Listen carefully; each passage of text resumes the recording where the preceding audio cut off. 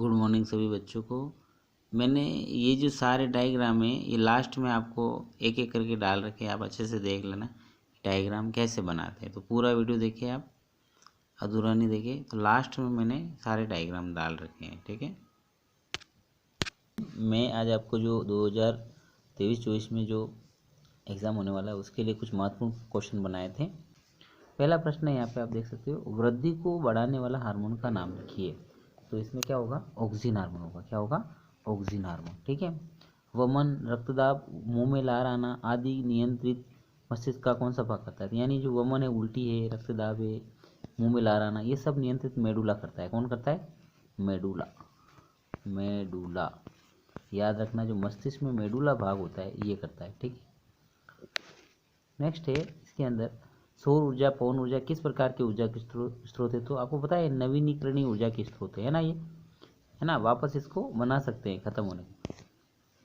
अगला है, परितारिका नेत्र में किस भाग का नियंत्रण करती है। तो परितारिका नेत्र में पुतली के आकार का नियंत्रण करती है। किसका आकार करती है, पुतली के आकार का नियंत्रण करती है। पुतली का जो होता है आँख के अंदर, इस प्रकार से पुतली के आकार को नियंत्रित करती है। जैसे लेंस है तो इसके अंदर आप देख सकते हो इस प्रकार से ये परितारिका होती है, ये आगे वाला भाग होता है, इधर भी परितारिका होता है। तो ये जो है ये परितारिका है ना।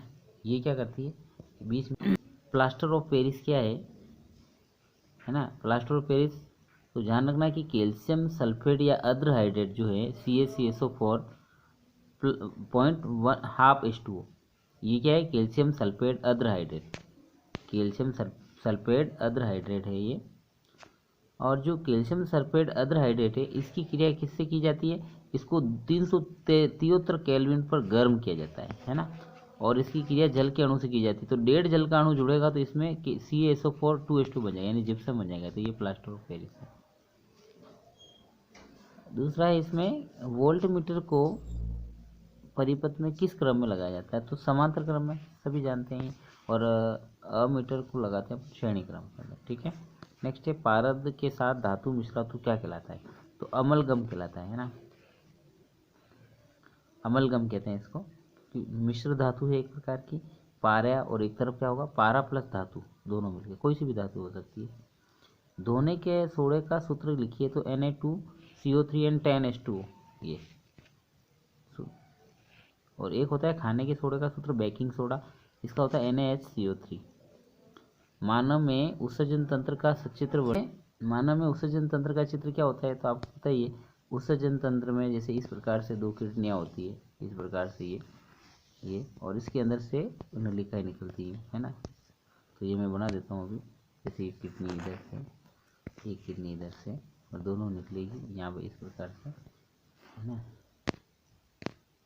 ये इस प्रकार से यहाँ पे ऐसे, फिर यहाँ से ऐसे, फिर यहाँ पे ये देखो, यहाँ पे ये मूत्राशय होता है, फिर यहाँ पे ऐसे देखो आप, ये यहाँ पे मिल जाती है, ठीक है।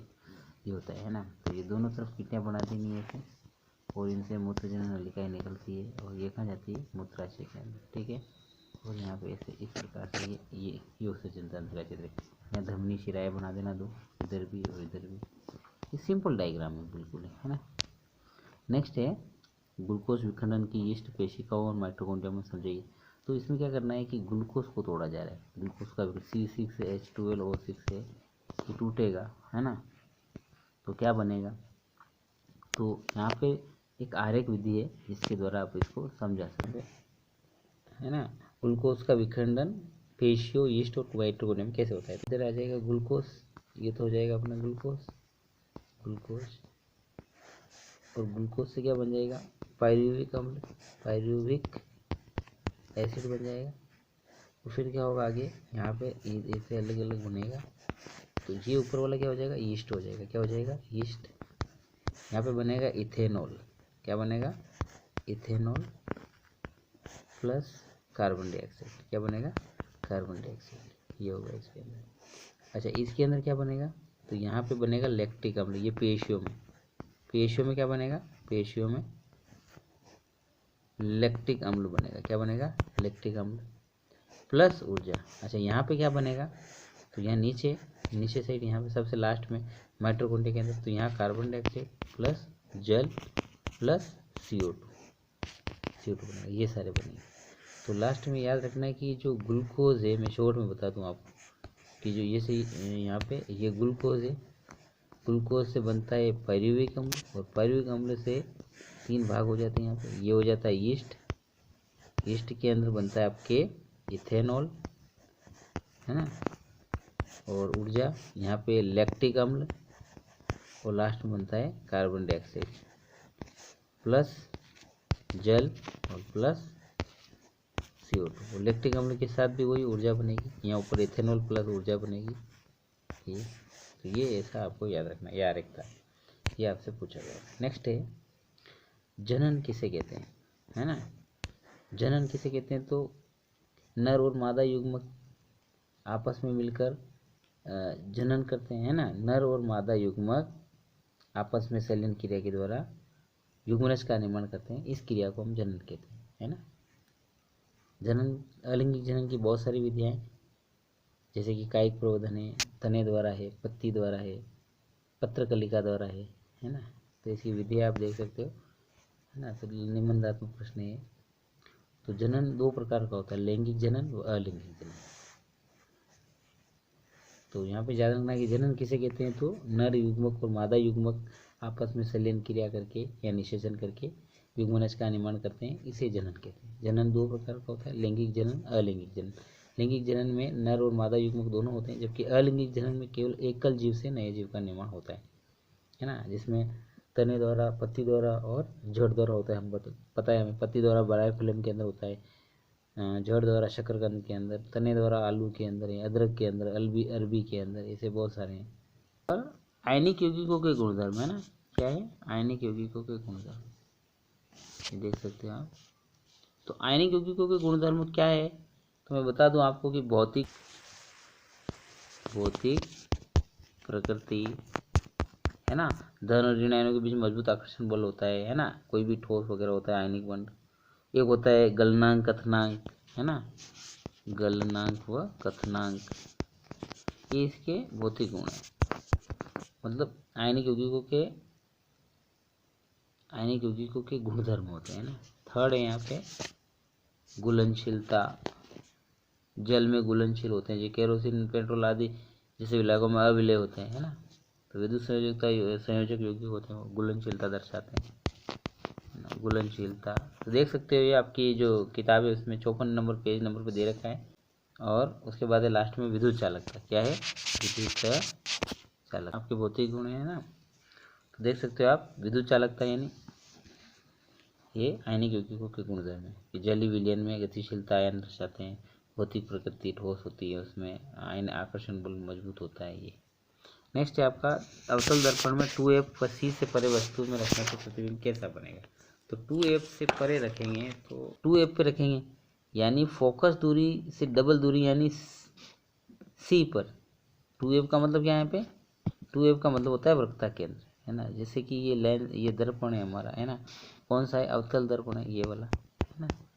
इसमें ये मुख्य अक्ष है और ये अनंत है, और यहाँ पे ये फोकस दूरी है, और यहाँ पे ये क्या है, 2F है, यानी C भी कहते हैं इसको, क्या कहते हैं, C।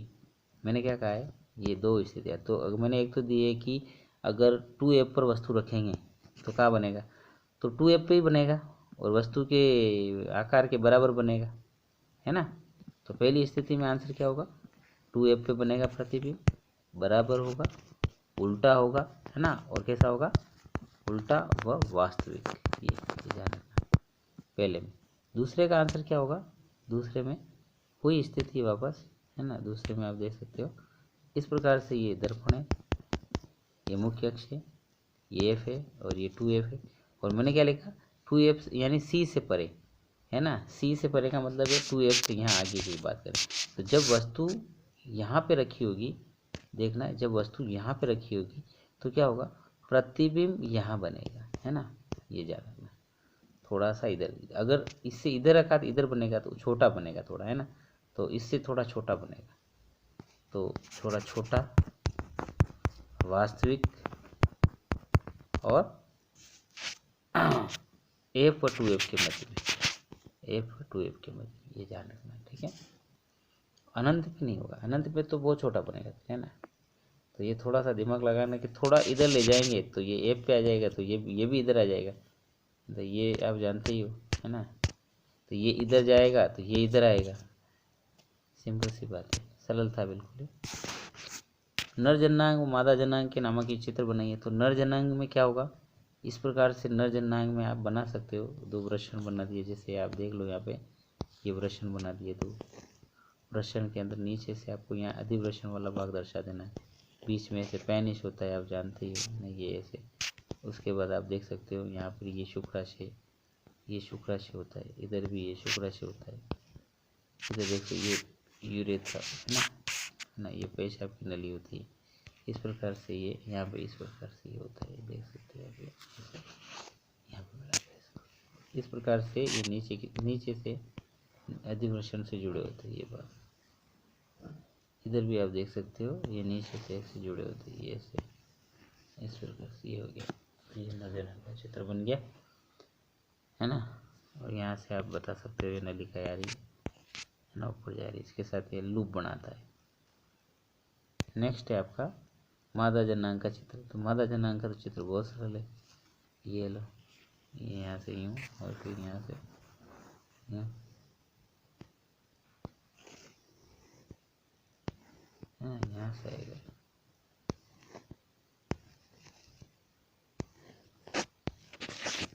ये हो गया, ठीक है। तो ये हो गया, अंडाशय हो जाएगा, ये भी अंडाशय हो जाएगा, ठीक है। तो ये मादा जनांग चित्र हो जाएगा। नेक्स्ट धातु अधातु में क्या अंतर है। तो धातु में क्या अंतर है, तो धातु में ध्वनाद होता है, अधातु में नहीं होता है ना। तो धातु आवाज उत्पन्न करती है, धातु में तन्यता होती है, तार बनाए जा सकते हैं, लेकिन अधातु के नहीं बनाए जा सकते। धातु में आघात वर्तनी होती है, पीट पीट कर चद्दर बनाए जाते हैं, अधातु को नहीं बनाया जा सकते। धातु विद्युत की सुचालक होती है, अधातु ये नहीं होती है। ऊष्मा की सुचालक होती है, अधातु ये नहीं होती है। धातु चमकीली होती है, अधातु चमकीली नहीं होती है। ऐसे बहुत सारे अंतर है, ठीक। नेक्स्ट है प्रतिवर्ती क्रिया किसे कहते हैं, ये वाला है। और यहाँ पे याद रखना है कि हर एक तरह समझिए। तो प्रतिवर्ती क्रिया का मतलब अचानक होने वाली क्रियाओं को क्या कहते हैं, प्रतिवर्ती क्रियाएं कहते हैं, है ना। और जैसे कि हमारे पैर में कांटा चुभा है तो ये प्रतिवर्ती क्रिया है। अब प्रतिवर्ती क्रिया का अगर डायग्राम आपसे पूछे तो आप ये वाला बना सकते हो, इसके अंदर इस प्रकार से डायग्राम होता है इसका, यूँ करके आप यहाँ से ऐसे उसको सब मेंशन कर सकते हो, ऐसे, ठीक है। यहाँ से ऐसे करके यूँ ऐसे कर सकते हो आप, है ना, यूँ ऐसे हो जाएगा ये। आप इसमें देख सकते हो यूँ करके ये वाला। तो ये मैंने क्या बनाया आप देख सकते हो, ये हो जाएगा यहाँ पे ऐसे। तो ये इस प्रकार से आप देख सकते हो कि ये जो है मैंने पूरा ही प्रतिवर्ती चाप बना दिया। क्या बना दिया, प्रतिवर्ती चाप, ऐसे। तो ये जो है मेरु रज्जु होता है, क्या होता है, मेरु रज्जु। इसके द्वारा प्रतिवर्ती क्रिया का नियंत्रण होता है ना। इससे प्रतिवर्ती क्रिया का नियंत्रण होता है। यहाँ पे ये प्रेरक तंत्रिका होगी और ये क्या होगी, यहाँ पर ये दूसरी तंत्रिका। तो इस प्रकार से आप देख सकते हो कि जो प्रतिवर्ती क्रिया है ये आरेख समझा सकते हो कि प्रतिवर्ती क्रिया में क्या होता है कि प्रेरक तंत्रिका होती है, एक संवेदी तंत्रिका होती है, और प्रेरक तंत्रिका के द्वारा क्या होता है, तो प्रेरक तंत्रिका के द्वारा आप समझते हो कि प्रेरक तंत्रिका के द्वारा सूचनाएं गहराई अंग तक पहुंचती है ना। और यहाँ पर जो है संवेदी तंत्रिका के द्वारा संवेदनाएं कहाँ तक पहुंचती है, वापस जो पेशी होती है वहाँ तक पहुंचती है। तो संवेदी कोशिकाएं ब्रेन तक पहुंचाती है सूचना, ब्रेन में जाएगी सूचनाएं। जैसे मान लो ये संवेदी है तो ये ब्रेन तक, यहाँ मेरु रज्जु तक आती है इस प्रकार से, और ये यहाँ पे होता है ऐसे। तो ये ऐसे होता है, यहाँ पे आप देख सकते हो ये, और यहाँ से यूँ इस प्रकार से होता है ये, ठीक है। तो आप यहाँ पे इसको समझ सकते हो इस प्रकार से ये डायग्राम होता है इसका।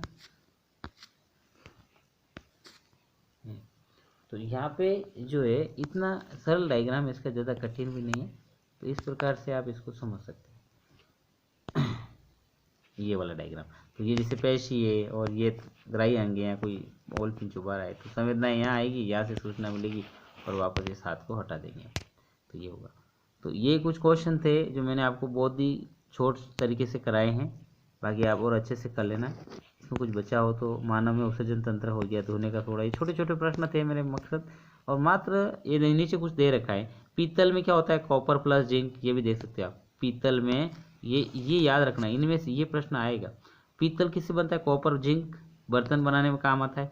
कांसा किससे बनता है, कॉपर प्लस टीन, और बर्तन और मूर्तियां बनाने में काम आता है। सोल्डर क्या है, तो लेड प्लस टीन, वेल्डिंग बनाने में काम आता है।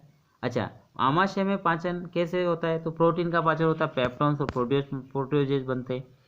वसा का वसा अम्ल व ग्लिसरॉल बनता है। कार्बोहाइड्रेट में माल्टोज, लैक्टोज और सुक्रोज, तो यहाँ पे माल्टेज, लैक्टेज और सुक्रेज एंजाइम होते हैं जो ग्लूकोज में इसको तोड़ देते हैं, ग्लैक्टोज में तोड़ देते हैं, फिर आगे उससे एनर्जी प्राप्त हो जाती है। तो ये आमाशय के अंदर पाचन होता है, जो मैंने अच्छे से समझा रखा आपको। ठीक है, तो आज के लिए इतना ही। मैंने आपको पूरा पेपर करवा दिया है, कुछ भी नहीं बचा है इसके अंदर। आयनिक यौगिक बता दिया, जनन बता दिया, जनन की विधियाएँ बहुत सारी मैंने बता दी है ना। चांदी का काला पड़ना, संसारक है, ये बता दिया मैंने। ठीक है, ये कॉपर जिंक का दे रखा है। पीतल को किन दो धातुओं का मिश्रण है, तो कॉपर प्लस जिंक का। वोल्ट मीटर समांतर क्रम में लगाए जाते हैं, ये सब बता दिया मैंने आपको। ठीक है, वोल्ट मीटर को समांतर क्रम में लगाया, तो अमीटर को किस में लगाएं, श्रेणी क्रम में। तो बहुत सारे प्रश्न बताए। अभी परसों पेपर एक और है। आज के लिए इतना ही, नेक्स्ट क्लास में आपको और बताएंगे।